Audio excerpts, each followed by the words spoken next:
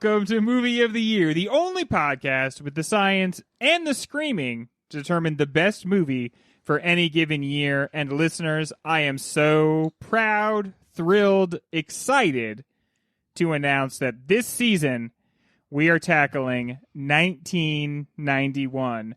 And when I say we, I'm not using that in the royal or podcast hosting sense of my own plurality. No, I mean two of my best friends who are not this week competing to be my best friend, but will starting next week. Ryan and Mike. Hello, gentlemen. I feel like if you had your druthers, you would have at least one second Greg on here, if not a third. Oh, yeah, sure. Oh, 3 Gregs? But that's just a suck and fuck fest for 3 hours straight. That'd be crazy. And honestly, that's not good radio. No. Sure, if we streamed it, it would be awesome, but I don't think that there's a lot of possibility just for our voices. It's a lot of me and Mike talking louder, like you do when there's gardeners next to you, just so people can hear us over all the sucking. I figure if we just don't pay attention to it, he'll get tuckered out and bored. I can Man, do this his forever. stamina is legendary. Well, 1991, gentlemen, here we are. And let's take a little bit of time to sort of zoom out and let's look at 1991. First, I want to start off with, where were we? What were we? How were we? And why were we in 1991? Mike, you Yes. are famously not so aged as Ryan and I, but in 91, you did exist in 91. I did exist. Correct? Little Mike was living in Philly thinking, I'm going to live in Philly forever. Nothing will ever change.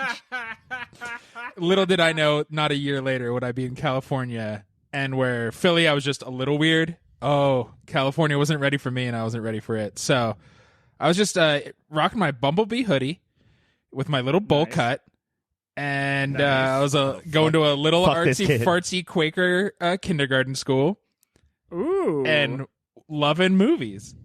Would you say Quaker kindergarten school? Would you say that's where you sowed your oats? Yep. I sowed all my oats, ate all my cream of wheat.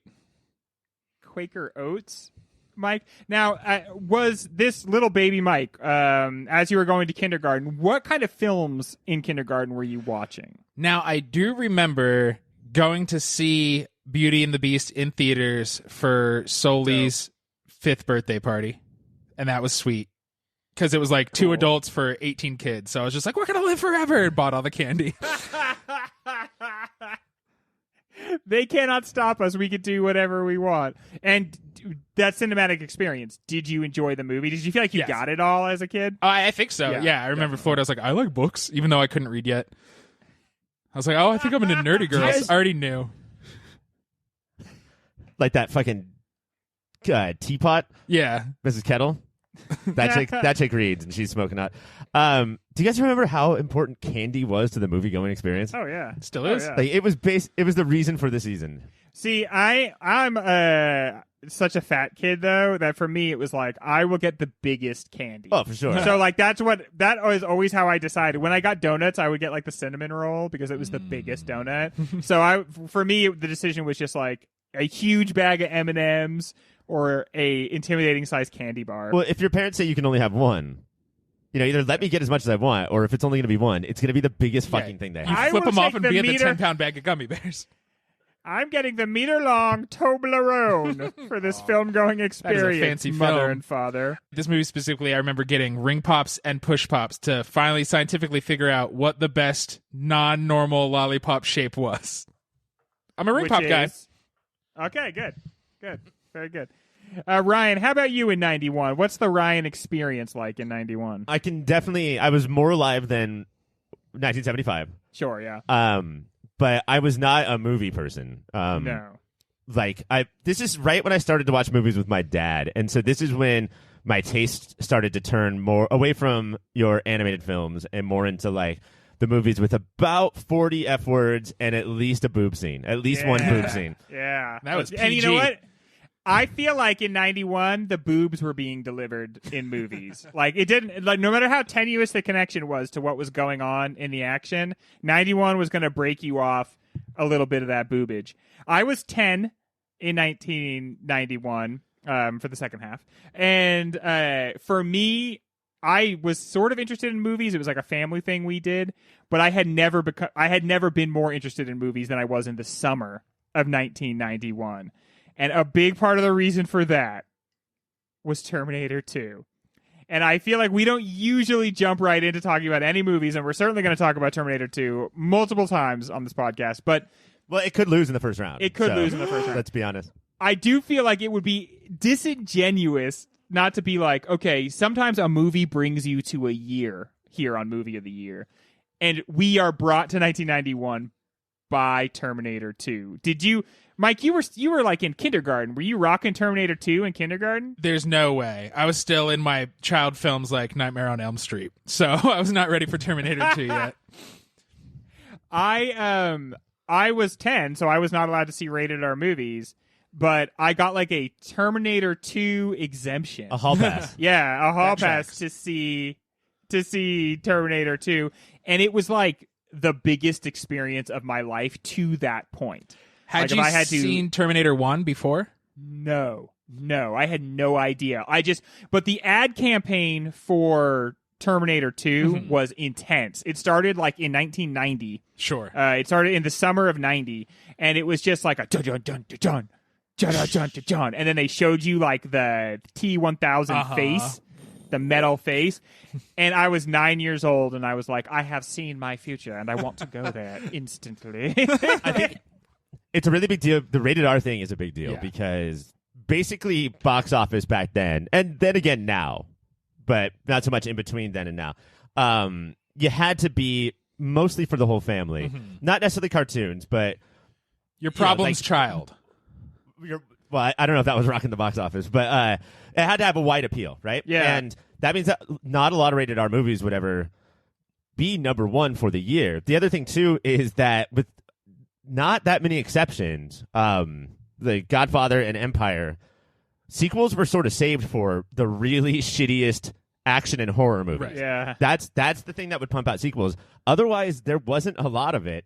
And look where we are now. And if they were good horror movies, then they would still pump out shitty sequels Right. of the horror movie, right? Nobody Psycho connected 2. to the original, not even the PA, Yeah. but From the guy who did the lights for that one scene in Jaws. Jaws 2. The shark is back, and this time we can show even less of it. So your options back then were make the first one good and the rest shitty, or all of them shitty. yeah. But so Terminator 2 is like, that's boffo. That's box office. But what is the more general vibe of movies in 91? I feel like we are looking mostly at big studio productions, Ryan. Would you agree with that? Yeah, I think so. I mean, there are a lot of gems that, have, garnered discussion and discourse since then. But if you look at the box office reports, which we do not, this bracket is created by Letterboxd. The popularity of the movies on Letterboxd. But if you look at the box office, yeah, they're major studio fare. This is before a revolution happened. Yeah. Of the independent movies, of us having access to foreign films.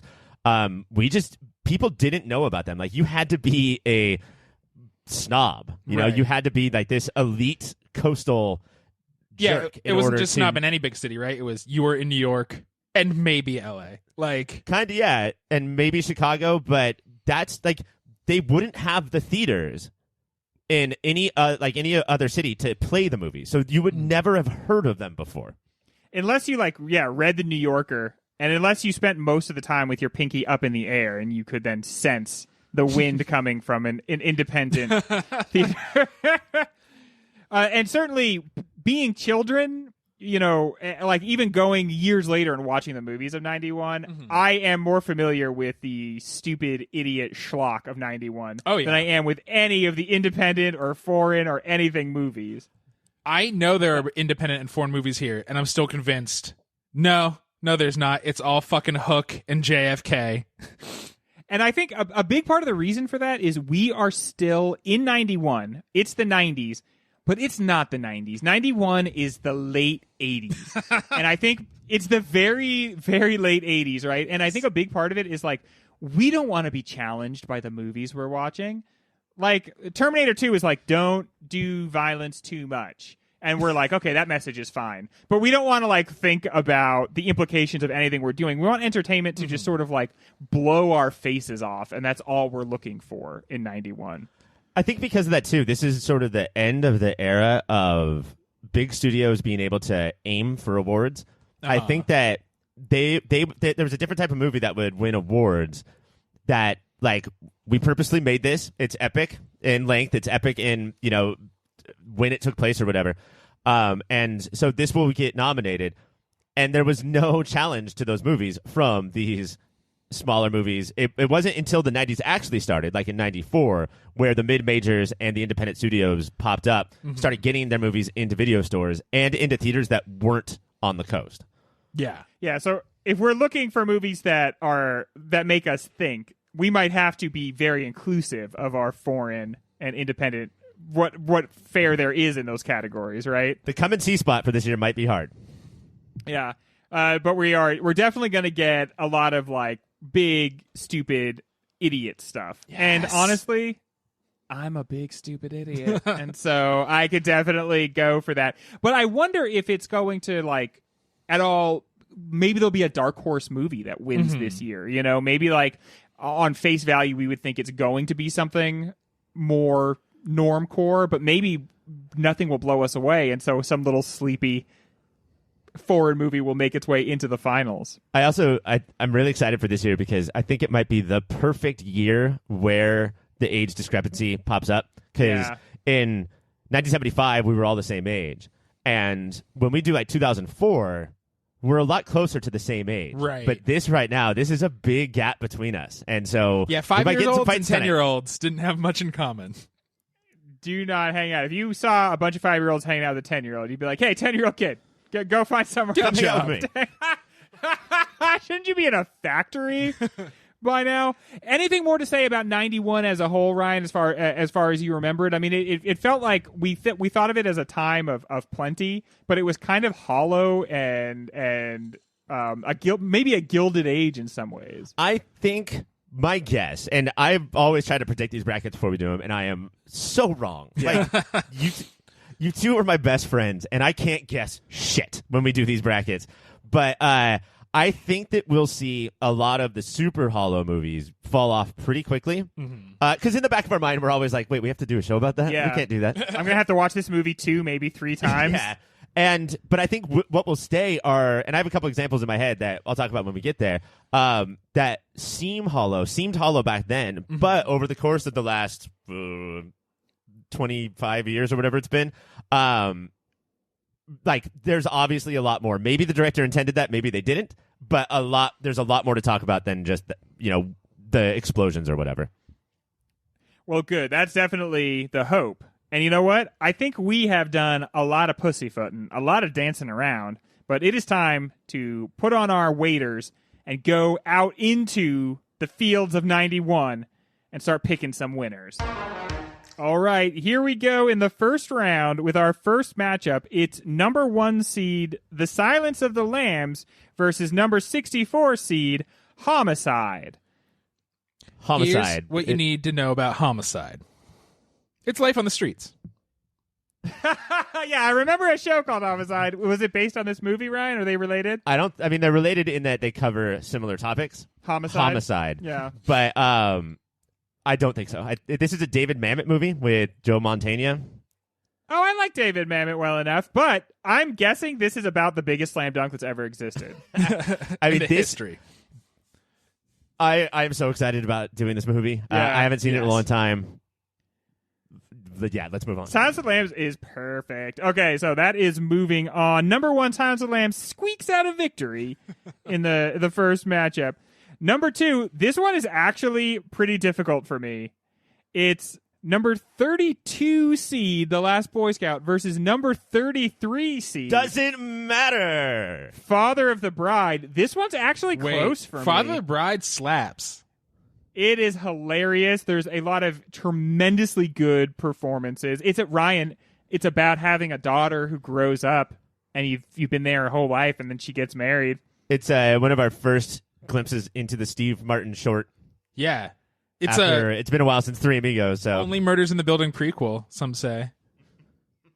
It's so good. I mean, I like The Last Boy Scout, and I would like take The Last Boy Scout over so many different things, but I don't think I can honestly, personally say I would rather watch The Last Boy Scout or think that The Last Boy Scout or think that it's like a better encapsulation of 91 than Father of the Bride. Okay, is. that last part is crazy. Father of the Bride is basically the same movie that we get every single year. Comes out in malls. Do you guys remember when malls had movie I theaters? love malls. Yes, dude. Missed them. I saw this movie in a mall. Last Boy Scout is just so 91. It's looking back on the action movies of the 80s, but also sort of predicting how dark and terrible things are going to be with those movies. Last Boy Scout is 91. It also answers the question, how good at football would you be if you were allowed to bring a gun onto the field? The best. And the answer is pretty good, dude. It is very hard to stop somebody who is running with a pistol. And not the most ridiculous thing that happens on a football field in that movie. Oh, definitely not. No, that movie is about football in a way that Night Moves refuse to be about football. Okay, well, what's it going to be? Ryan, I'm going to go to you first. The Last Boy Scout versus Father of the Bride. If we don't do Last Boy Scout and we do Father of the Bride instead, I will quote The Last Boy Scout, which I can do from start to finish throughout the entire podcast. That's a big threat, Mike. I emotionally am where you're at, Greg, but I am so terrified of Ryan and what he will do. So I have to vote for The Last Boy Scout. Yeah, that I could feel an energy coming off of that one, and I think we made the right choice. So that is moving on to the next round. Next up is number 16, my pick, Bugsy, against number 49, Dogfight. Okay, so I'll go with Bugsy. I don't remember that much about Bugsy, but the reason I chose it was I referenced it a bunch recently on a show. It's got Warren Beatty, friend of the show. Where is he, by the way? He was supposed to be here. Yeah, he said he couldn't make it. He said he had a hair appointment. But and it's kind of like a sedate gangster movie. It's about more like the logistics of being a gangster, and it's about the creation of and it's about the creation of Las Vegas, which was obviously a terrible mistake. And it's just interesting. So, but this movie, Dogfight, Ryan, do you know what Dogfight's about? I do. Dogfight is an amazing movie.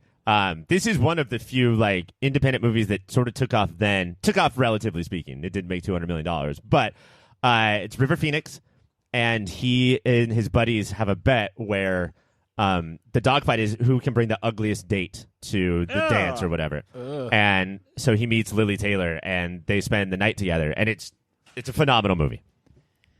Do you think it's better than Bugsy, the movie I picked? I do. I think I do.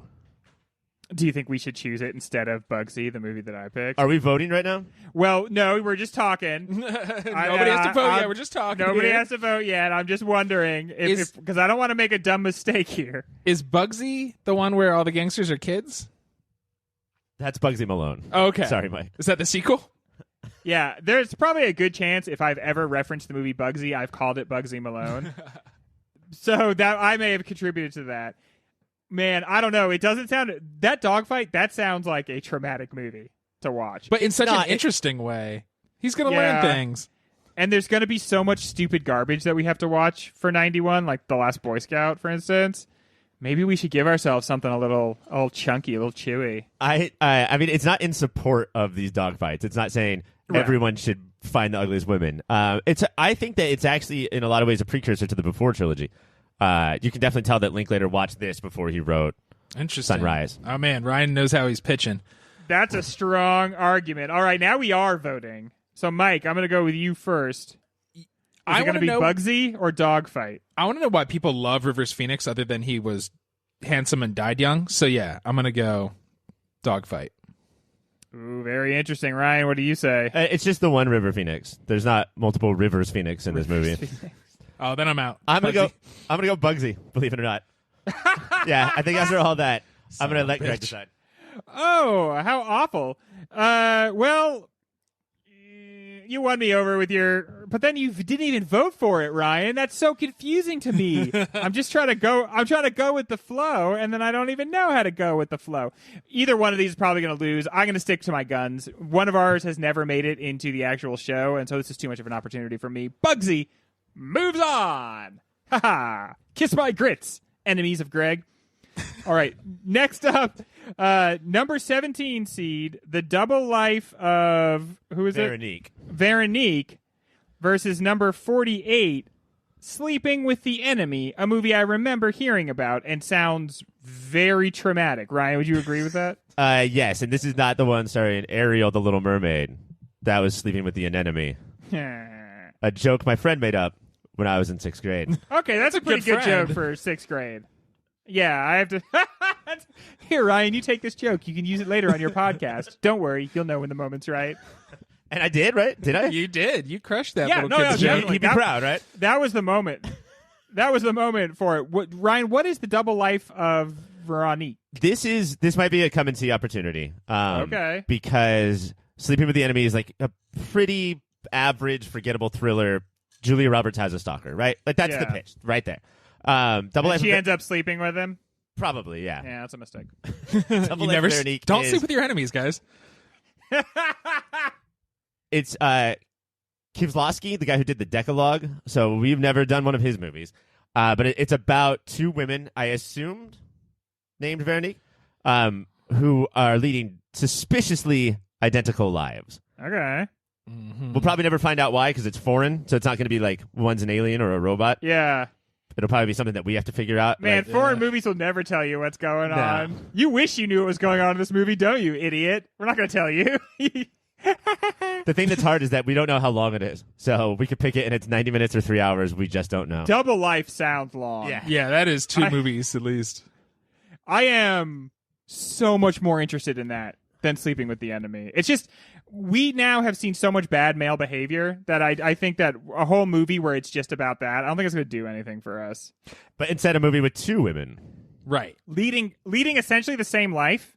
And That's in arguing against Sleeping with the Enemy, I think there's another thriller coming up that has a much better chance. So why not go for the good stuff? why not go for the good stuff? Is that your vote, Mike? No, the good stuff. Double Life of Yes. Ryan, what do you say? DLV! All right, very good. That sounds like a very smart answer for us. I am proud of how smart we are. So smart.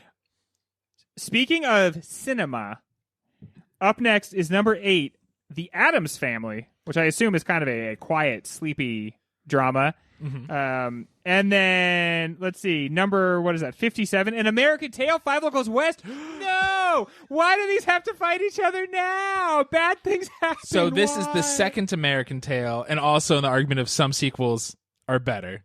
Yeah, this is the good one. I forget the first one even exists. They go west. That's where we live, in the West, everybody. That cat's a sheriff. But when we were on the Patreon show a second ago, I was talking about how horny Dracula is. Oh, talking and about how horny. we owe its like horny legacy. Man, the Addams Family. That Addams Family is a movie that shows you can be married and you can even have kids, gross, and still be all horned up for each other Right. all the time, and In that's front of your beautiful. children. Yeah. Yeah, Kids got to know. I No, they guess. don't do This movie anything should be inappropriate. This movie should be called The Double Entendre of Veronique. It's basically the entire movie is double entendre. Mike, I'm going to push back there because these two can't even look at each other without it being a little inappropriate for their children to be around, I have to say. Yeah. They smell their own fingers this entire movie. And then they make their kids smell their fingers, and it's Also, I think we can squeeze this bad boy in before Halloween. Oh. And wouldn't that be neat? It is a movie of the year tradition to pretend like in this round that we are going to watch the winners. And then what always happens is in the next round where we vote off most of the movies like the Addams Family. yeah, it's number It's an 8 8 seed, though. And That's I'm pretty gonna fucking say high. best theme song to any movie in 1991. Yeah, which is a competition. That's a competition. And I think we're talking about that, right, Ryan? We are going to do Yeah. a segment, yeah. So stay tuned for that. But for right now, let's vote. Mike, what's it gonna? Or you know what, Ryan? You never get to go first, big dog. What moves on? The Addams Family or An American Tale? Five Goes West. Five-O's trash. Five-O can run around in my asshole all day. I don't give a shit. It's the Addams Family hardcore. Okay, very Richard Gere energy from Ryan there, Mike. Yeah, I'm not going to be as derogatory to Five Goes West, our Patreon film, but I also think Addams Family should take this one down. Addams Family should take this one down. You know, I have to say that reference I made to Richard Gere, very much an early 90s reference. Dude, you are in the zone right now. Might work in some Rob Lowe stuff later.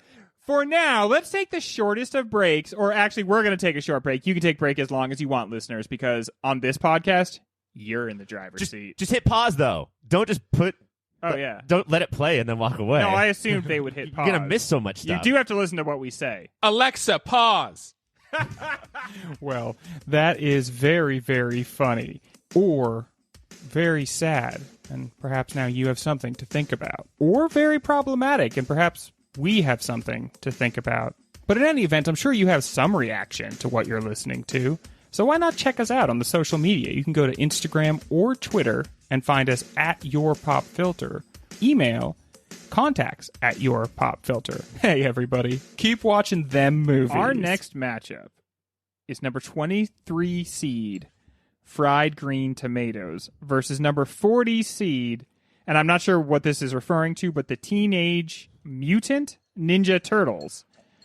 That's a lot of adjectives. I'm not sure if they're all necessary. They're kind of a riff on Street Sharks, I think. I know we're all having fun here, but like, let's not just go and haul off and say something crazy like that. Don't compare your biker mice from Mars with fucking the Teenage Mutant Ninja Turtles, like one of the most important properties of all time. It's Krzysztof Kieslowski, who did Double Life of Veronique, wanted the rights to Street Sharks, but they wouldn't give it to him. Right. So he went and created the Teenage Mutant Ninja Turtles. And I do want to be clear that this is 2, The Secret of the Ooze. Oh, I'm sorry. Oh, this is Secret of the Ooze? Okay, that is different. The Ooze one. What is the secret of the Ooze? That if you like loll about in it for a while, you become a mutant? That's not a secret. Here's the thing, Greg. I'm going to say Secret of the Ooze is like a foreign film in that they ask a question and then never answer it. They do not actually tell you. Like, here's a secret that I would like answered, or I guess I called a question. Why, when Splinter is a man, he touches the ooze and becomes a rat, but when the turtles are baby turtles, they grow into man turtles? Splinter what is was the fucking never rules a of man. the ooze here? Splinter was never a man in the movies. Well, he was a man in the story, in the canon in the story. Bible? He was a man. In the comics, he was, but not in the fucking movies. So that's all that matters. And the cartoon. And the cartoon show. The shows. Well, in the movies, he is a little rat in a cage watching his master do karate, so he starts to do karate. And that's pre-ooze. That's adorable. That's adorable. Look, I know we're about to get the emails about our Ninja Turtle love and how it hasn't gone too far, but when was the last time you had heard somebody bring up the movie Fried Green Tomatoes? Like, I don't want a bunch of shit when we kick this movie about old ladies out right now. I think I might have done it on a recent superhero, but it was as a bit of who would ever talk about fried green tomatoes. So I don't know what this is about. It's Mystic Pizza, right? All joking aside, if it comes to me, big guys, just so you know, it's obviously fried green tomatoes. Secret of the Ooze? Who gives a shit? I want to know, why is this called fried green tomatoes, and is that good to eat? Tokar and Razor, man. All right, we're calling a vote. You can't argue with that, Greg. We are calling a vote. I can name characters. Is it the much higher seeded fried green tomatoes or Teenage Mutant Ninja Turtles, Ryan? Go Ninja, go Ninja, go! Go Ninja, go Ninja, go! Oh, Mike, is it Fried Green Tomatoes, a movie that probably was nominated for some Oscars, or Teenage Mutant Ninja Turtles, a movie that Rob Van Winkle did the soundtrack for? Rob Van Winkle together on this track? It's gotta be Secret of the Ooze. All right, you heard it here first. Teenage Mutant Ninja Turtles Secret of the Ooze will be voted off in the next round. There are better podcasts than ours. There are more popular podcasts than ours, but I defy you to find a podcast that sneakily fits in more Bloodhound Gang references than this podcast. But then doesn't like really mention that that's what's gone on? No, just for the people in the know. For the deep fans. Together all right, on the this next track. The music in that song fucking is awesome. Okay, I'll let you host. Okay, we have to stop. Stop. That's not even good Bloodhound Gang, everybody. Okay. Up next is number 9, Hook. Or, that's number 9 seed, or number 58 seed, Career Opportunities. Who gives a shit what a movie that is? I've never heard of, I am sure is better than Hook, But you know what? We're not going to watch it, I bet. What do you guys Give think? us the hook. Hook. Give us the hook. So when I said you're going to notice the age difference on this season for the first time, this is specifically what I was referring to. This dog shit movie that people younger than me and Career Greg Opportunities. think is wonderful. Okay, Career Opportunities is Frank Wally, who would I go don't know on who to that get... is. I'm about to explain Nope, it. Okay? I'm angry. God. Somebody slip him a Rufio. Frank Wally gets stuck in a Walmart with Jennifer Connelly. Oh, yeah. And she, rides the... She rides a thing, and it's a meme, and it's a gif. And I do remember that. I remember that part.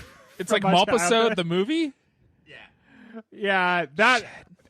Be 10 years old and have that happen, then that will change your perspective on stuff. What Hook did is let us know that your heroes might grow up and they might let you down. That's an important message for kids to learn. I know. I feel like if more people had seen Hook, then they wouldn't have been so surprised that Luke Skywalker, as an old man, turns out to be a piece of shit. Yeah, if Peter Pan could grow into a piece of shit, so could Luke Skywalker. Peter Pan has a Job, you guys. And he's a lawyer. And he yells at his kids for having fun. I'm a little nervous if we choose Hook because all of our fans will flood Robin Williams' daughter's Twitter saying they picked the movie of your dad. No matter how often she says, please don't do this, I'm actually grieving. And then Twitter will complete being a fucking cesspool about it. Let me correct you there. You're not actually grieving that much, okay? I knew your dad better than you did, okay? Have you seen all of Mork and Mindy? Let me tell you about your dad. It's bullshit that Hook goes up against this cheesy teen comedy. Hook obviously has a bigger thumbprint on culture, even though that sucks. But rest assured, I'm going to make it my damnedest to get Hook out of this fucking bracket as soon as possible. Well, Hook's clearly in the Patreon slot.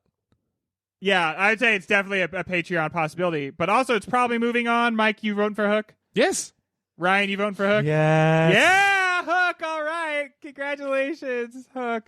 You are going to live forever, and you will never be voted off in just a couple of minutes. Up next... I know this is unprecedented. Can we just skip to the next one and just kick Hook off right now just to make me feel better? I haven't heard of either of the next two movies, and I guarantee they're going to beat Hook in the next round. Okay. So it's number 24 seed, Hearts of Darkness. I'm assuming the sequel to Heart of Darkness. And then 41 seed, Life is Sweet, which, yeah, it is. The sequel to Hearts of Darkness, or Heart of Darkness, was Hearts of Darknesses. So it's double plural there. Heart of Darkness. So the board did something crazy this season. I think for the first time ever, there's not one, but two documentaries on the bracket. And our first one is made by Mrs. Coppola about the filming, just the absolute shitstorm of the filming of Apocalypse Now. Okay, this is that? Yeah. Yeah, this one's going to move on. What's Life is Sweet? Life is Sweet is about a British family. Who gives a shit? Go drink some tea and hang out in Paddington, you fucks. They're getting their chance. Man, wouldn't it be nice to check in on what's up with Brits? You never hear from them. You never know. Culturally, it's like, what's it like to be in a British family? I guess I'll never know. We've never done a documentary. Does that make you guys nervous? No, this is a good one to do. This one was again, I was 10 at this time. I didn't see it, but my dad saw it and then talked about it the rest of my life. So it will be interesting for that reason. Finally understand it's also what Dad is definitely an talking opportunity about. to rewatch a movie that we should all rewatch often. Apocalypse Now. Yeah. And maybe read Heart of Darkness, a great but very racist novella. And maybe consume any of that for the first time ever Ryan, in our lives. Hearts of Darkness. I was going to say, it's an opportunity for people to do it for the first time. All right, Ryan, what do you think should move on? Hearts of Darkness or Life is Sweet? I got to say, doing a doc makes me a little nervous, but if we were going to do one, this is it. I mean, it's a movie about a movie. And I don't mean a documentary about a movie. It feels like a fictional narrative about a movie. So Hearts of Darkness. Also, isn't it like every time you try to do Hearts of Darkness, you become Kurtz? Yes. So you always go up the river, you always become crazy. I mean, that's not even something that we'll have to analyze. I bet people look in the camera throughout the documentary and say, he's becoming Kurtz. He's just like the guy. He's so smart and talented, but he's also going nuts. Isn't that crazy? Mike, what do you say? Is it going to be Hearts of Darkness or Life is Sweet? I want to see what these Brits are up to. Is life really sweet? That's fair. That's fair. But it's Hearts of Darkness, obviously, is what's going to move on. As I said already, making any conversation null and, if I'm being honest, void. All right, our next matchup is number 4 seed.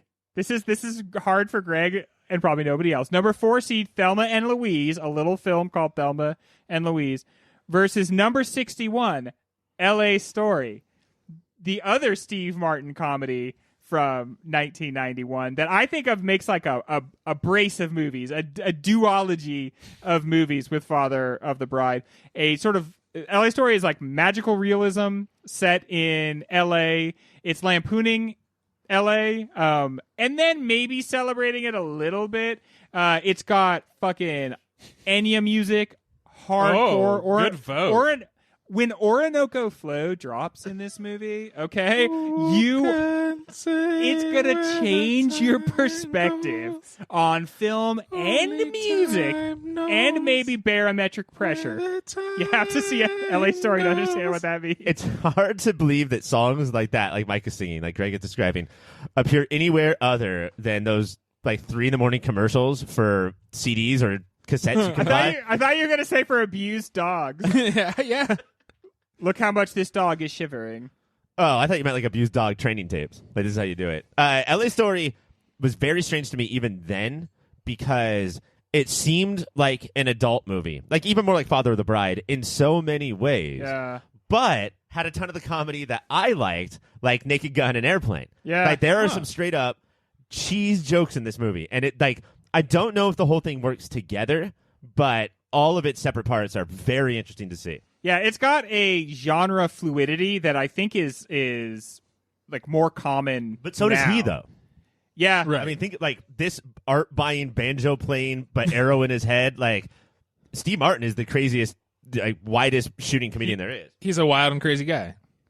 But doesn't Thelma and Louise feel like one of the like biggest movies It's of up all against time? Thelma and Louise. Like you hear Thelma and Louise, and right away you can picture shots from it. Like you can't stop yourself from picturing shots of it. And I've never seen it because in '91. My parents didn't want me to see this one. I could see the robots fighting, but not this one. Yeah, they don't want you to see female empowerment. Too young. Ridley Scott has a movie coming out at the time of this recording that looks insane. The last duel. The Last Duel. And so a lot of people are talking about his movies, as happens. And there's been a lot of, like, there's a clear top 2 for him. But what is the third? And I think it's this so very clearly. He did I think this Thelma is and Louise? Yeah. Holy shit. Fuck off, LA Story. This conversation just ended. But I mean, over Gladiator, over all of his like more traditional boy stuff, this is it. This is the winner. I don't know if it competes with Alien and Blade Runner, but those are the big 3. I have to say, it would be so interesting to do a show about LA Story, and so maybe we can pretend like we're going to in the bonus. I am going to start keeping track of the Patreon options. I just feel like it's a okay, good, yeah, because of that. I think that it's a movie that is kind of like a little bit lost in the mist of time, but potentially, could be just so interesting to examine. It maybe because it kind of got lost in the mist of time, so there's not that cultural imprint telling us how to observe it. You know, to be honest, and maybe this is way too long to talk about a movie in the first fucking round, but to be honest, I think that Steve Martin is a potential Pop Filter Hall of Famer, but the 3 of us just don't have enough shared experiences with him. They're all very separate. Yeah. Yeah. And I think that if we start to congeal some of those, then he's a shoo-in. Wow, that's an interesting idea. Did I even ask you both, Mike? What do you think should move on? Thelma and Louise. Yeah, so it's definitely Thelma and Louise, and I'm very, very excited to talk about this. Should it be able to beat whatever's next? And our next matchup is number 29 seed, Freddy's Dead, the final chapter? Nightmare. Freddy's Dead, the Final Nightmare, number 29 seed, versus number 36 seed, La Belle Nanceuse. Nuis. I actually don't know. So which one do we want to talk about? Well, this second one, the one I just said that I can't say right, it's French. And obviously is going to be better than the last of the Freddy movies. And it's not the last. This is the last before New Nightmare. And if it was New Nightmare, we'd be having a different conversation right now. Oh yeah, totally. For me, it would be a very different conversation if it's new. Because that's where Nightmare. Wes Craven started to fuck with the ideas that would eventually become Scream. But yeah, let's go French shit. But right, wouldn't it feel so fun to watch a nice French movie? We've had a lot of good times with the French movies we've seen on this show. Let me pitch this movie real quick, because it sounds French as fuck. A young girl moves into the house of an older artist. That's the plot. French. All French right. shit And then they French. Hopefully nothing weird, because that wouldn't be very French, would it? And remember, it's always all about the French shit we made along the way. Mike, it would be a different conversation if it were the new chapter, but it's not. So does that mean you are French until the end? Yeah, let's eat some fucking baguettes. Ryan, can I assume the same? Yeah, let's go with La Belle Nuit. Yes. And you know what? Good luck, La Belle Nuit. I hope you make it into the next round. We are going to take the most microscopic of breaks, and when we come back, we are going to take the most microscopic of looks at the next matchups. Hey guys, thank you so much for listening so far. And let me just tell you that everything ahead of this commercial is much better than what came before it. That's my guarantee. While I have you here, let me tell you about a website. It's called yourpopfilter.com. And it's everything you need that's related to Pop Filter. Everything Mike, everything Ryan, everything Greg, everything Cassie, everything is there at yourpopfilter.com. While you're there, go to yourpopfilter.com/Amazon. Make that your new Amazon bookmark and do your shopping from there. That way, we get a little piece of the action and Amazon doesn't. Make sure you're also listening to everything that Pop Filter has to offer, which includes the Superhero Show, a podcast that covers every single TV show that's based on a comic book or comic book property, and Movie of the Year, where we sit down and try and figure out what is the single greatest movie of any given year. That's Superhero Show, that's Movie of the Year, and that's yourpopfilter.com. Rate, subscribe, review. Bye! We are back with our next matchup. It is number 13 ranked Paris is Burning versus number 52 ranked Jungle Fever. And as someone who grew up in the 90s, I'm surprised that Jungle Fever is so low, actually. I felt like that had like a huge footprint. In the 75 season, we talked a lot of Blockbuster Video, and you just know it from the posters and the cases. To me, this is Jungle Fever. Yeah, it is just that. And I would just sit there and stare at it and be like, someday you'll watch this, maybe. There's a song, too, right? In classic 91 style. There was also a song called Jungle Fever. We got Jungle Fever. Yeah, which I don't feel comfortable singing any part of. But I think this movie is a lot like Sliding Doors in that it is more it's more famous for the phrase that it popularized than it is for the actual movie. I don't think it's very good. How many movies can have their cringe moment be the title of the fucking movie? This is a director from Greg's directing team, though. I know. Who is it? It's Spike Lee, right? Yeah. It's a Spike Lee joint. Oh, shit. And honestly, in some ways, I want to watch it just because I feel like there are some things where we'd be like, wow, times have changed so much. But I honestly think that the very core of this movie, and I think his point would probably be this, that the core of the racial dynamics have not changed at all. Right. Things on the surface have changed to make, like, quotation marks progress, but not any sort of progress in a real sense. And Paris is Burning, is that the other documentary? This is the other documentary. This is about the New York drag fashion shows that basically gave birth to the TV show Pose. Oh. And the reason it's on here, like the reason it's helping Hearts of Darkness make moody history is because it's essentially a narrative in its own right. Like there's a type of documentary that is so talking heads and old footage that I do think it would be hard for us. Thin Blue Line. This and Heart of Darkness is not that. Oh, this is a tough matchup so early in the thing. Ultimately, guys, I think another point of Spike Lee's with Jungle Fever, this is why I'm definitely leaning hard one way, is that, look, this could, black couples and black and white mixed couples can have normal, boring rom-coms, too. I don't think there's that much being done and said in that movie. Yeah, that can be the big statement, but then if that's true, then it's just a rom-com. Yeah, then it's just a romantic drama, I don't know if it's Spike, and we love Spike, and we try to get a Spike movie in here every season. Yeah. But if we were gonna skip one though, everybody's got misses, right? It feels Yeah. like this might be one of his. Paris is Burning. I feel like that's very close to what the shit that we care about. I don't know, Mike. What do you think? It's time to vote. Yeah, Paris is Burning has been on my to watch list for so long, and Jungle Fever again is just a poster to me. So Paris is Burning. Ryan? I agree. Yeah, all right. So, sorry, Spike Lee. I feel like maybe I didn't represent you very well since you're on my team and everything. But, I don't know. Maybe he wouldn't be too broken up about the fact that we're going to watch Paris is Burning instead. He's crying right now. Sorry. He doesn't know Oh, why. He just started crying. I feel really bad. This is a Knicks fan. He is used to disappointment, but still, you don't want to Oh! disappoint him. Suck Boom. it. Take Knicks. that. Take that, Knicks. Take that, Knicks fans. Take that, Spike Lee, who I just kicked after knocking him down. All right, next matchup is number 20, Naked Lunch, which I gotta say, if you put naked in the title of your thing, I'm interested. I can think of at least two things wrong about this title. Yeah, I don't know if being naked, the thing I want to do is have a lunch, but that's Not okay. lunch. That's the least sexy of meals. I still might see boobies. And then number 45, Bride of Reanimator, which I guess is another movie in the Father of the Bride series. Is that correct, Yeah. Ryan? It's an equal. It's a co-equal. Reanimator, I feel like I've heard of that because of the much maligned by this show movie American Beauty, where Reanimator is brought up. But Bride of Reanimator, they made this guy a lady, Mike? And we covered Reanimator for one of the seasons for Horror Yeah. 85, I believe. Right. Oh, really? Okay. I stayed away from that because Yeah, it's it was scary. You weren't where you are now, where you want Tease. to watch all the spookies. Reanimator is my favorite of that season by far. Like, Yeah. I've really dug that movie. But as we said earlier in the show, horror franchises have two options. First one's good, or they're all terrible. The other one, Is it David S. However- Burrows' Naked Lunch? Is it William. William S. Burrows? So David's going, brother?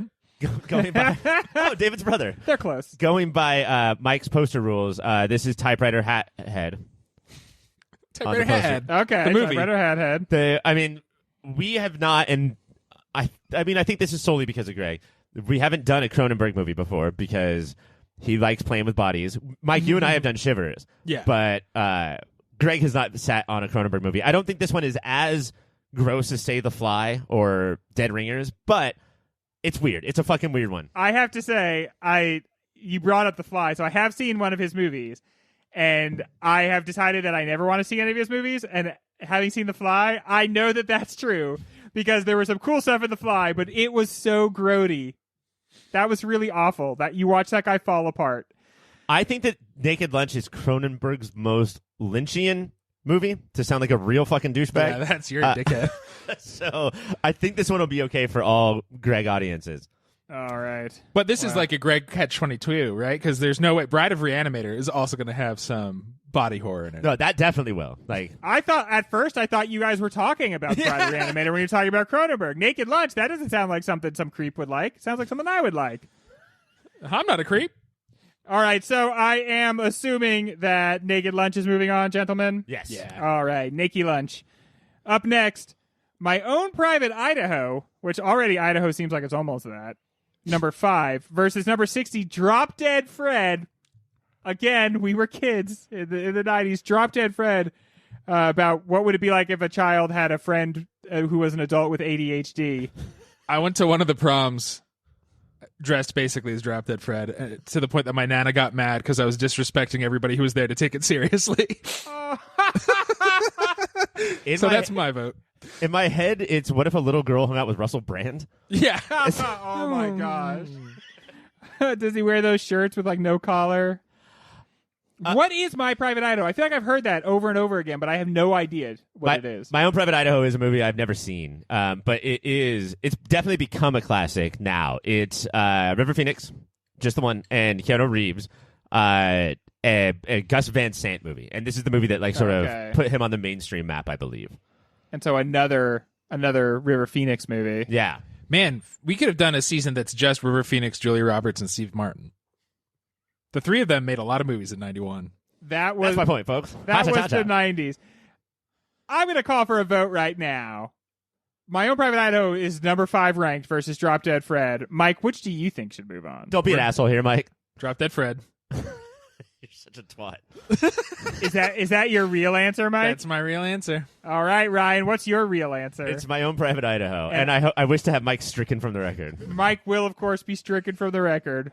When I edit this show, I will just remove his tracks. I've done it before, and I'll do it again, everybody.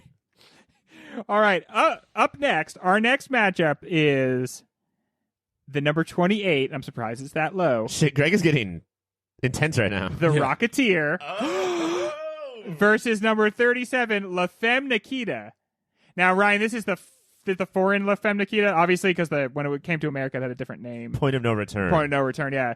So this is French, right? Yeah. La Femme Nikita. This is Luc Besson. About lady spies and being hardcore versus The Rocketeer, a movie I saw one time in 1991 as a child and said, I like this movie, and have not seen since then. And almost nobody's talked about it. Is this still big in the circles you guys have run with? No, I mean, in the circles of me and my sister, because it's one of the ones we rented all of the time, yes. But involving anybody else, no. It's an aesthetic, right? I mean, like we can picture the way he looks, we can picture the way the Zeppelin looks, but like nobody could, besides Mike, probably could tell you what happens in this movie or why. Right. Yeah, but the Femme Nikita, though, I don't know, is as good as it is and as influential as it is. I do think that there's something about The Rocketeer that is so 91 while being so 41. That's because, but I think, Ryan, with this movie in particular, that's because we were kids in 91. Like, you think it'd be awful if we watched it? I think it would be awful. I don't think anybody remembers it who didn't happen to be between the ages of 7 and 14 when it came out. Like, I think it's been like completely. I think Disney is kind of revitalizing the property, and I think they're going to make like a sequel or a prequel to it. But I'm surprised because this is like one of those Disney things that flops and then Disney like buries so that you can't even remember it existed. It's easier to get Song of the South than The Rocketeer.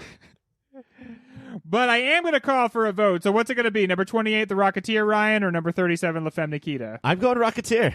Whoa, Mike, what's it going to be? The Rocketeer or La Femme Nikita? I think The Rocketeer would be a fine Patreon episode. I'm going La Femme Nikita. Yeah, I think that would be a great Patreon, and I hope we get to do it. It would be interesting for me. I know you've seen it a lot, Mike, but a movie I saw one time 30 years ago. That would just be interesting to watch it again, because I'm sure as it plays out, I'll remember a lot of it. Also, Mike, for your little list, your little 91 cast that you're making, you know who plays the girlfriend? Who? Jennifer Connelly. All over this list. Yeah, Connelly all over the list. All right, up next is number 12, Boys in the Hood versus number 53, Hudson Hawk. Slammy D, right, guys? This is You've always been a big hawk guy, Greg. Hudson Hawk. Many people will tell you Hudson Hawk is perhaps one of the worst movies ever made. Who is this? What is this? I just know the name. This is after kind of being on top of the world for a solid 5 years or so. That TV actor from Moonlighting did the fucking heat check of all heat checks and said, "Oh, I'm going to make Hudson Hawk work," which is he is like a cat burglar. But the style of the film is Looney Tunes. It's so strange. Wait, you're pitching this in a good way. It's too late. It's too late. Slammy D has been declared. Our next matchup is number 21, My Girl, versus number 44, Backdraft. This is another one that would probably be difficult for Greg and nobody else. Backdraft to me is only part of Universal Studios The Ride. My Girl is seminal. My vote is My Girl. I think I bet, and I haven't seen it in a while, but Backdraft sucks. I bet it's just stupid. Yeah. It's a special effects showcase, right? Yeah. And it's weird that there's all these genres of movies, that we get 3 of every year, whether it's cop movies or hospital shows or whatever, but this is one of the only firefighter movies to ever exist. Still, My Girl is so that's so referenced. That's such an important movie to so many people. Would you say with My Girl there's just a lot more buzz, Ryan? Oh, don't make me cry on air. Right? Maybe more heat with Backdraft, but certainly a lot more buzz. Great. With My Girl. Great. Why does Mike chant so weird? All right. Up next is, let's see, number 2 seed. Have you guys heard of this? Terminator 2, Judgment Day, versus number 63, Frankie and Johnny. Ryan, what's Frankie and Johnny again? A loser. Frankie and Johnny is, I think, based on a play. It's Al Pacino and Michelle Pfeiffer Like work at a diner and fall in love. Does it? Are you guys even still listening? Like, No. does this matter? at This all? I was is- this thinking is the about slammiest of Terminator Gabe. 2. I was thinking about the part where he shoots the minigun off the second story of that building. Listeners, Greg seriously has a hand up to his chin and he's just staring out Yeah. the window, dreaming about Terminator 2. I love Terminator 2. What a great movie, man. We're going to get to talk about it. I'm going to get to watch every part of it again. Eddie Furlong. Can't wait to see you, Eddie Furlong. Or let's vote, though. Mike, what are you voting for? Yeah, T2JD.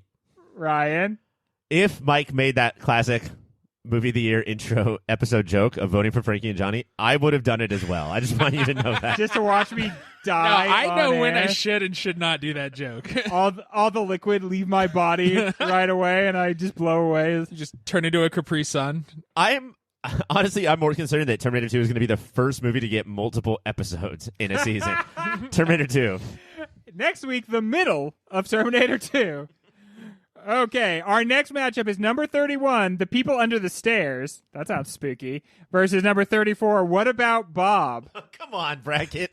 This is the... Can the bracket do some of this work on its own? I preferred the sequel to The People Under the Stairs, The People Under the Stairs versus Larry Flint. So that would have been a different conversation.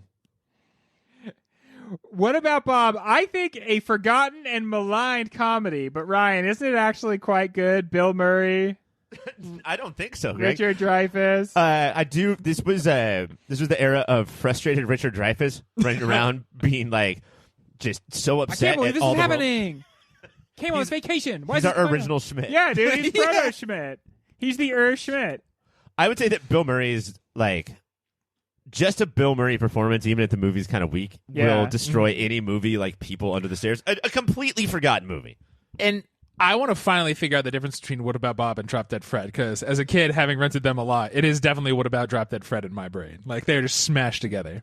I think Drop Dead Fred and What About Bob hung out with Captain Ron a lot. Captain Ron. Let's not miss our opportunity to reference Captain Ron, everybody. Captain Ron is very important for young Greg because that was on a list of movies that were PG-13 that had full-on boob in them. Uh-huh. And I made sure I knew which movies I could rent where I would see a boob. All right, what's it going to be, Mike? Is it going to be The People Under the Stairs, where my closet is, or is it going to be What About Boob? What about Boob?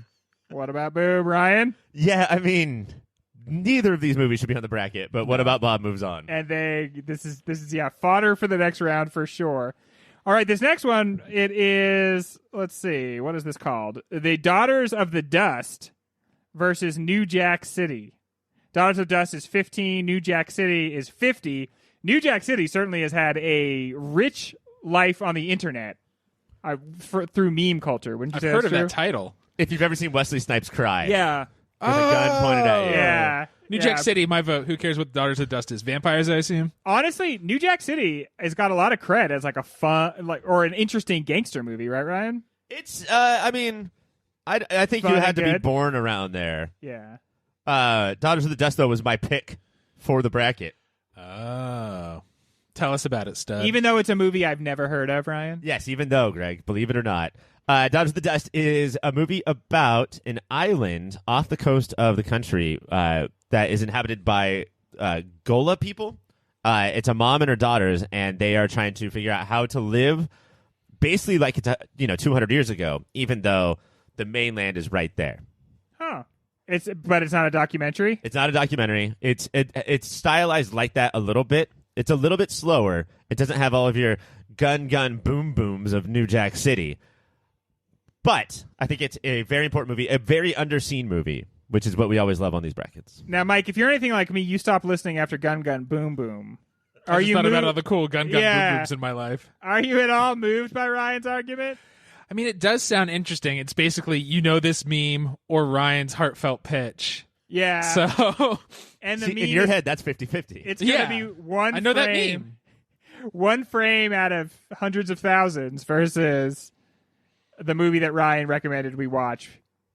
What do you think, Mike? What should it be? Yeah, that's Daughters of the Dust. Ryan? I do wonder how many people are pissed right now. It's hard to put my thumb on New Jack City. I know it's not as good as its reputation, but are people like Right. ride or die for it? I don't know. I'm picking Daughters of the Dust. I think there's a contingent for sure. Yeah, because of the cast and because You of want the to write it aesthetic. down for Patreon? Yeah. Yeah, Write it down. I think we Write should. it down. Write it down. Let's be true to that group of people. Up next is a movie that I think might be about an airport. It's number 18, JFK, versus number 47, The Commitments. Oh, no. What's The Commitments? Yeah, speak to The Commitments, Ryan. Oh, The Commitments is... Are you afraid of this movie, Ryan? Because you used to be back when we were in high school and such. Real good used to be joke, Greg. Thanks, Ryan. The Commitments is about this, I want to say Scottish, Welsh maybe? You know, like those islands? Yeah, all of them talk funny. Those famous islands, Scotland and Wales. The land of the redheaded people. This guy decides to put together a like soul blues band, and it is one of the most adorable, charming, incredible movies I've ever seen. Oh, like a Waking Ned Divine or something? It's not like that. It's much better than that. Like a Full Monty? It's better than that. It's like way a better Son than of that. Rambo? Like a Billy Elliot? Okay, But look. Billy, why the ballet? It's definitely in that category, but much better than all those movies. Versus JFK, like Oliver Stone, right, Ryan? This feels like a biggie. I It can't feels believe so it's 1991. It does feel 91, but you said that derisively almost, but isn't that the point of the show, though? Yes, it is. Yeah. I can't believe it's this low. Did you say the Yeah. 18th seed, Greg? Did I say that? I say so much stuff. Yeah, 18th seed. I would think this That's is in the wild. top 8 easily. Yeah, it felt like one of the biggest movies of 91. I'm writing down The Commitments. That's how Sure. awesome I think it is. Yeah. Because I think that you guys would love it. But Jifk is Yeah. I think Jifk is a candidate for taking this whole thing down. Ooh. Yeah, I agree. Okay, very exciting. I hope JFK moves on past the next round. Which a lot of you are probably thinking, aren't we in the next round? You're really dragging your feet here, Greg. It's like, okay, I'm trying to do this as fast as I can. All right? I don't need criticism while I'm hosting the show. That's not helpful to me. Up next is number 7 seed, Cape Fear, based on that one episode of The Simpsons, versus number 58, Europa. I don't know if that's a typo. I don't want to give it away. This was the thriller I was talking about. We already have a thriller coming up. Let's just give it to Cape Fear. Let's just stop and talk about all of the iconic moments from this movie. LUV Yep. and HAT on Yep. the knuckles. Very good. The part where he walks onto the rakes all those times. He steps on a bunch of rakes. Yeah. He starts singing the songs from Yeah, what's that? HMS Pinafore? Yes. The part where he says, "Who wants to drive through this cactus patch?" I do. Not me. Well, 2-1. Let's go. That might be one of the best episodes of The Simpsons. The part I'm still going, Greg. The part Sorry. where they're trying to teach Homer his new alias, and he's like, "All right, when I stomp on your foot." This is like hours into it. When I Yeah. stomp on your foot, just blink one time. And then he goes, Mr. Johnson. He goes, I think he's talking to you. Hey, bro, you want to see my new chainsaw and hockey mask? Can we say that week we will do a special Patreon episode Yes, about that yes. episode? Where we just we'll. I think we just did it, but sure. Okay, Ryan, do you have anything you want to say about Europa? Yeah, Europa is about a Jewish kid who is trying to hide from the Nazis. So what do? Oh. You dress like a Nazi and you join a Nazi Is it troop. the definition of you can't beat them, join them? But I think this is closer to, I don't know for sure, but I think it's closer to like Life is Beautiful than it is Come and See. I think it's closer to like the let's find the hope. Isn't it heartwarming? Yeah. Okay, when you said Life is Beautiful, I wondered if there's like hijinks. There might be a hijink or two. Yeah. Oh man, you know if you do that, you make the audience complicit because like they laugh at the jokes and then you're like, you're okay, but this is a Nazi humor. For this kind of movie, it's a Heil jinx. Oh man, you got to save that for the show. Although you probably have to work it in because we're not going to be talking about this movie ever again. I think Cape Fear is right at that line of good and iconic. Like if it was just slightly worse, then we'd put in a foreign movie that we'd never seen. But Cape Fear is pretty iconic. Yeah. It's Scorsese. Also, there's going to be some real fun cringies in there. All right, up next is number 26. Oh, holy crap. I got to brace myself for this one. If I weren't sitting down, I would immediately sit down, so now I'll just slouch. Number 26, Robin Hood, the Prince of Thieves, versus number 39, Star Trek, The Undiscovered Country. Star Trek 6, The Undiscovered Country. Yeah. Oh, Star Trek, go fucking fuck This is yourself. not my Star Trek crew. They can kick rocks. This is anything I do. Yeah. Oh, Bryan Adams. Yeah, wake those neighbors, buddy. Kevin Costner just being like, I will not be attempting any sort of accent for this movie. I'm from England. I'm Robin of Locksley. Hey, We're from England. We're gonna introduce a new segment this season called Track Bracket, where we go through the big songs from our 91 movies. Yep. And every time, like, Mike just keeps singing these bangers. Yeah, Can't not. absolute bangers. It's gonna be a tough bracket. This movie put me on my lifelong goal of, if I'm in the woods, I will dig under the leaves to try to scare and trap people, because that's what Little John and his pals did. I know this movie backwards and forwards. Yes. If anybody ever says like, why a blank, like in the movie it says spoon, then I will scream no matter who it is, because it's dull. You twit, it'll hurt more. Alan Rickman is a villain. Yeah. When we come back, we are going to get to our next group of matchups. Hola, Filterinos. I just wanted to interrupt real briefly and say thank you for listening. Thank you for your support. If you want to support us a little more directly, you can go to patreon.com/yourpopfilter.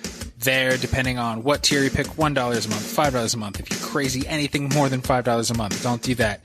You can get extra content. There's extra shows, extra series, behind-the-scenes stuff.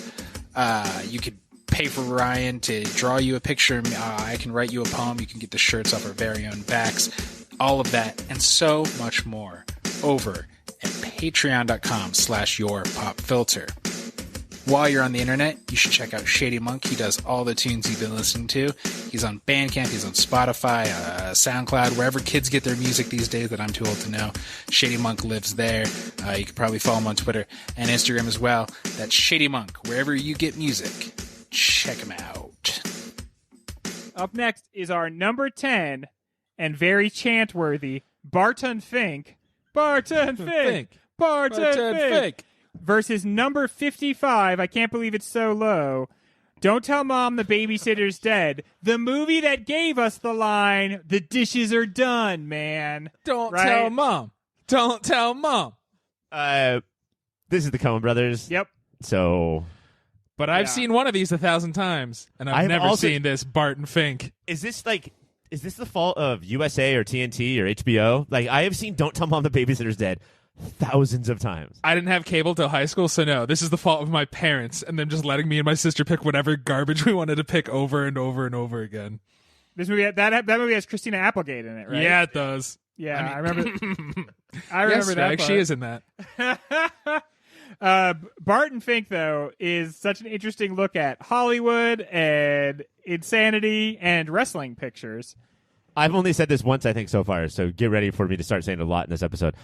Barton Fink has the chance to take this whole thing down. Yeah. Yeah. It's, again, another movie about movies instead of a movie about dead babysitters. But, Mike, look into your heart and tell me, which do you think should move on? I think that Don't Tell Mom the Babysitter's Dead would be a fine Patreon You really want me to write that shit down? You're really and going my vote is for Barton Fink. Use ink on that. Ryan, what do you say? You really want me to write down DTMTBD? Mm-hmm. It's Barton Fink. So hard. Barton Fink. That movie's rated R. All right. Up next is number 23, Slacker, versus number 42, Defending Your Life. Shit. Slacker. We get some matchups with People Under the Stairs versus What About Bob? Slacker is like an early big... Is that an independent movie, Ryan? Slacker? Yeah, it's the most independent movie. Yeah. This is Richard Linklater's first movie. And it's just walking around town, probably Austin. The guy fucking loves Austin. And just talking to the people that are hanging out. Like, literally plotless. Feels literally like he plot might free. have been a bit of a slacker as a filmmaker. Yeah. But Defending Your Life is Albert Brooks' afterlife movie. I've never seen any Albert Brooks, made the movie. Unfortunately, what are we ready to say? Directing. Unfortunately, I don't think it's going to happen here. This is such an important movie in the whole let's just pick up a camera and film that just swept through the mid '90s. Yeah, and the idea of the slacker got really big in the '90s. This is after the '80s had absolutely just wiped out people. Right. Then anyone who wouldn't work because they were emotionally damaged was called a slacker. And that became a very big category. I heard about this movie for so long, and I finally watched it, and I was so upset. Like, this movie is garbage. Revisiting it is a lot different because you get older and you realize that movies can be different things. Oh, they can be. Yeah. Very interesting. So, Ryan, what would you vote should move on? I mean, Linklater's part of my director's team. I got to stand by him. Let's go Slacker. You wouldn't want to abandon somebody on your director's team. That's That would be Monster would do unconscionable. that. Mike, what do you think should move on? I said Slacker before I knew anything about either of those movies, and I'll go with that still. All right. Slacker takes it down. Up next, number 3 seed, Beauty and the Beast, versus number 62 seed, An Angel at My Table. Ryan, what is An Angel at My Table? So this is Jane Campion, who may be the winner of 2021. She's got a movie called The Power of the Dog that might be this year's movie of the year. But this is her second movie, I want to say. And I've never seen a movie before that gets anxiety more on camera. Like, this movie is crushing to watch. It's about a author, a New Zealand author who was wrongly accused of having schizophrenia and put into a hospital for 8 years, full of electroshock treatment. But it's Carrie Fox. She was in Shallow Grave. Just, it's really hard to watch it because she's so good and has so much anxiety. But Beauty Going and the Beast against the Titan. This is this might be the best Disney movie of all time. Yeah. It's lush. Yeah. It's gorgeous. The music is actually good. It's got as good a CGI in parts as Terminator 2. I remember the reports they did on how they used computers to do this. And so then you saw things in animation that you generally didn't see, which is these fluid panning shots in 360 degrees of environment. It was like the absolute peak of Disney. There was a fever for it. I couldn't imagine not doing a show about it. Gave way to one of the hardest Sega Genesis games. Dude, all those Sega Glory Year Disney games were so hard. You know All what right, kids Mike- like? Never getting past the first level. Mike, what do you vote for? Yeah, I have to vote for the first movie I saw in movie theaters. It's Beauty and the Beast. That's so cute, Ryan. Beauty and the Beast. You're also adorable. All right, up next is number 30 seed, The Naked Gun 2.5, versus number 35 seed, Child's Play 3, which I'm assuming is not one of the good Child's Play movies. See, it's not Bride of Chucky, which would redefine the That movie is legit, though. That movie's actually good. Bride of Chucky. Jennifer Tilly. Jennifer No, Tilly, I yeah. know. That's I was mocking myself because I said the same thing, but I'm right about all these genres or all these franchises. Eventually, they have one where they're like, "What if we did this good again?" Can we just move past this one? Yeah, Yeah, right. It's Naked Naked Gun. Gun, right? Naked Yeah. Gun. Fuck. We'll move Is on OJ in this one? to be He is. destroyed. Nordberg is in this one. Dude, it would be so nice to see the juice again, right? Well, we got our cringe. All right. Number 14, Mike, this is your pick. Problem Child 2 versus number 51, The Reflecting Skin. The Reflecting Skin is a young Viggo Mortensen, I want to say. Oh, yeah. Wow. Must be very young. And it's another sort of slower, foreign feeling, independent feeling movie where he pretends his neighbor is a vampire. Cool. Uh-huh.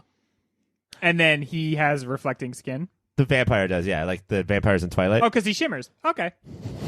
I get it. This gave me, I love John Ritter because of this movie, love Gilbert Gottfried because of this movie. I was a very quiet, nice, polite kid, and the Problem Child Yeah. franchise let out my problem id. Like, I watched this kid and went, yeah, that's what I wish Yeah, I could do. dude. And then he got a comeuppance because Problem Child 2, there's a girl who's even worse than him. Yeah. Is the Problem Child series, Mike, where you fell in love with bratty gingers? Yes. And it would just set me for the rest of my life to this day. Now, here's why Problem Child 2 is not going to move on, even against this movie that we've never heard of or seen. In the first movie, John Ritter's wife, Amy Yazbek, plays his wife in the movie. And then she's really mean and she gets the boot. Uh-huh. And then in the second movie, she comes back as a different character, and then her What? and John Ritter hook up. Hey, Weird. That's unexplainable. we're not and- talking about Problem Child 1, though. We're talking about this one in a vacuum. Oh, really? It's important to talk about Problem Child 2 in a vacuum. That makes me think that John Ritter said, I only want to be smooching my wife. So you got to find a way to, Yeah, he's a to good work little her Cameron boy. in. vibes. I love it. No. Ryan, what do you think should move on? The Reflecting Skin or Problem Child 2? Brought to you by Mike. I'm going to say reflection. The Reflecting The Skin. not Mike one. Mike, what do you Ouch. think should move on? Your own movie? Yes. And then it will come down to me. Whatever the Reflecting Skin is, I hope it's interesting. Rude. Yeah, sorry. Up next is number 19, Bill and Ted's Bogus Journey. This is the better Bill and Ted movie. Whoa. Versus Until the End of the World, number 46 seed. What is that? Vin Vendors. I don't really know. I know William Hurt is in it. Who gives see a the cover. shit? Bill and Ted. I like Bogus Journey a lot. Yeah, It's dude, Bill and Bogus Journey's Ted's ode dope. to Bergman? Come on. I believe they give the devil a wedgie, which is like, that's the most 91 thing you can say. There's Station, who becomes Bigger Station. What the fuck was Hell Station? yeah, Where dude. did that come from? Nothing- There's nothing in the first movie that would Yeah. ever make you No. think Station was coming. This is a movie that said sequels have to incorporate more. They have to have a bigger worldview. I thought you were going to say Station. It did. Problem Child 2, Station. We should probably do a Wim Wenders movie at some point, but probably not this season. Probably not today. Is anybody objecting to saying Bill and Ted's Bogus Journey? Nope. Continues on. Listen, we're cinephiles, okay? We take this very seriously. Up next, another movie so close to my heart it almost hurts. Number 6, Point Break, versus number 59, Rosencrantz and Guildenstern Are Dead, based on the Tom Stoppard play of the same name. I love that play. I feel like it helped redefine who I am as a person when I read it in high school. Fuck that. It's Point Break. Johnny Utah, dude. Point Break. Nick Nolte's up in this piece. I think that we're going to be able to do so much with Point Break. Rosencrantz and Guildenstern Are Dead are, I think it's kind of better in premise than it is in practice. Yes, I agree with that for sure.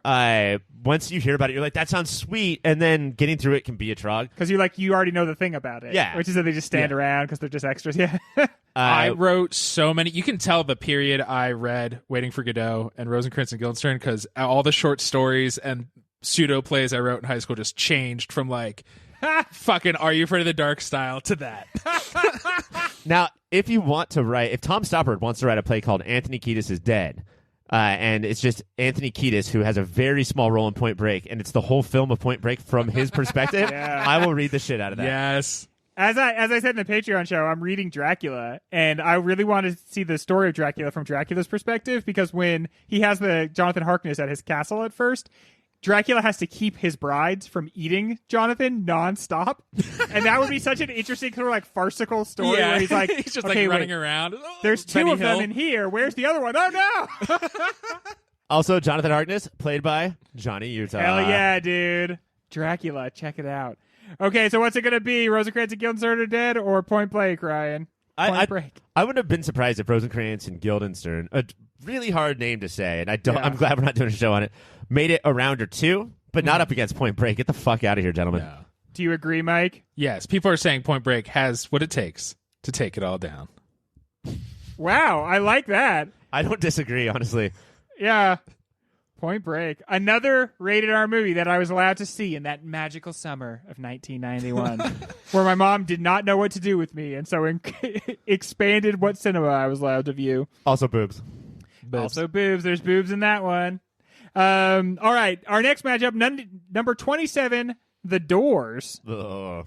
versus number Val 30. Kilmer? Yeah. Yes. About perhaps the worst band of all time. Versus good, these number suck. 38, Hot Shots! Exclamation point. And I'm not joking when I say, shall we call this a Hot Shots! This is a Exclamation slam point? dunk Slam to dunk me, right dude. now. We already And have this an is Oliver even Stone part moving 2. on. Part Right. 2 is equally as good. Nobody's fucking around, right? Like we're just No, moving Hot this Shots is directly moving on. Yeah, I'm not going to watch a whole fucking Fuck movie Jim Morrison, about fuck the No. Doors. Yeah. All right. Up next, A Brighter Summer Day, number 11C, versus number 54, High Heels. Okay, so A Brighter Summer Day is the Common-C, I think. What's the Okay. seating, Greg? It is number 11 Number 11 is pretty high. in this year. Yeah. We've never talked about Edward Yang before. This is, I think, an extremely important director that is only now getting his due, getting talked about. People have so infrequently talked to me about this man before that I've never even heard his name. And that's crazy to me. I'm on a movie podcast. I forget what High Heels is. I'm They're like just going to take this vote. They're those shoes where the back has the pointy. All right, so we're going with Ryan right here, Mike. We're gonna say Yeah. Brighter Summer Day. That's a good argument to be like, this is the Common-C of like, okay, here we go. Okay, our last matchup of this first round, 3 days later, is number 22, The Fisher King, versus number 43, City Slickers. And I remind you, City Slickers has Billy Crystal. And I'll remind you, the director of The Fisher King already has a movie of the year under his belt. Who dat? Terry Gilliam. So, I'm suddenly more interested in it. I remember the Fisher King like in that Blockbuster video way we've been describing. Like it's a Right. box that's on the shelf, and maybe I've seen a little bit of it. But Ryan, could you tell us a little bit about what it's about? yeah, it's Jeff Bridges and Robin Williams. So this is a way to keep Robin Williams in the bracket after kicking out Hook. And they are on the search for the Holy Grail. And it's very weird and strange and That actually sounds pretty interesting. Terry was like, I'm going to get it right this time. well, fucking Terry Jones isn't here to co-direct this bad movie. Having seen them both, Ryan, what do you have any advice for us? Yeah, you guys have seen City Slickers, so let's pick the Fisher King. I mean, like, what are we gonna do with a City Slickers show? Talk about the search for Curly's gold a lot. That is exactly what we're gonna do the entire time. We're gonna talk about that. They don't even know that they're going to have to go searching for Curly's gold later. And they're with his twin brother. But at least That's nuts. At You didn't least know they- that guy had a twin brother. They wrote in the story that it was his twin, as opposed to Problem Child 2, which just brought back Amy Yazbek with no explanation. Well, it's clear in that world that John Ritter has a very defined type, and it's fucked up. All right, so that is the end of the first round. We have left over now 16 movies. No, it's 32. We have 30. Jesus Christ! When we come back, gosh! We're rolling. Well, that is so much show, ladies and gentlemen, that we are going to move on and do our next round next week on Movie of the Year.